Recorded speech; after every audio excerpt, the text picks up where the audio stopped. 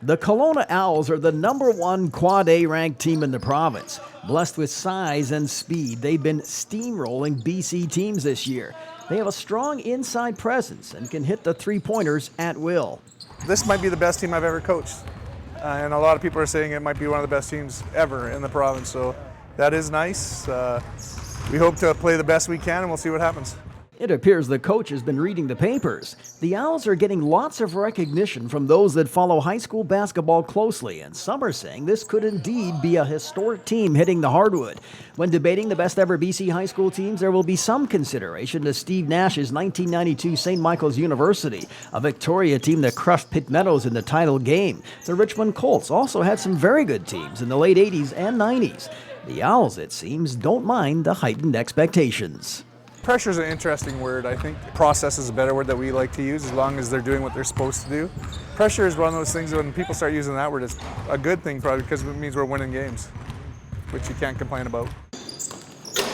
They are led by a towering 16-year-old, 6'9" forward Grant Shepard. Right now I'm playing center, so back to basket, but I feel more comfortable mid post, facing up.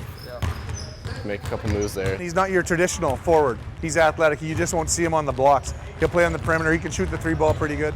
Pretty mobile for a big man. Quick moves. Probably work on defense, lateral quickness, that kind of stuff. He can run the floor. He can jump. He's very athletic. Posts up well. Shoots the ball well. All facets of the game he does pretty good. Shepard, as might be expected, is garnering considerable interest south of the border. 8 to 12 schools looking at him right now. California, 4 Ivy Leagues, Penn State, Washington, University of San Francisco, a lot of big schools looking at him. I'm not going to be a center or maybe one of the smaller power forwards once I get to the higher levels, so I'll definitely need to work on my outside range and dribbling and stuff so I can work on the perimeter. Shepard says he's still growing a little bit and hopes to get to 6'11" to really compete at the college level. The team also features grade 12 guard Matt LaFontaine, Parker Simpson, and another grade 11, rookie Mason Boursier. The coach says they have major depth and aren't afraid to make substitutions. With 5 grade 12s, this group has experience and leadership.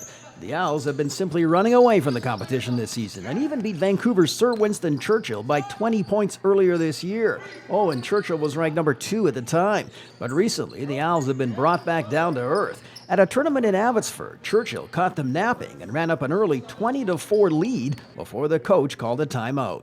I very rarely let teams get that big of runs on us, but I just want to see how they would react. After the timeout, they reacted the way I thought they would. And it tested the character of the kids. And they found a way to come back. They could have easily just pulled it up to 10 and said, oh, we're not good enough today, but we were down 5 going into the fourth quarter, ended up winning by 10, so we outscored them by 15 in the fourth. And it showed that they care about what's going on and they have a never give up attitude. The Owls are still the favorite as hosts of the 43rd edition of the Interior Savings Western Canada Tournament. This tourney will feature Churchill, once again ranked #2.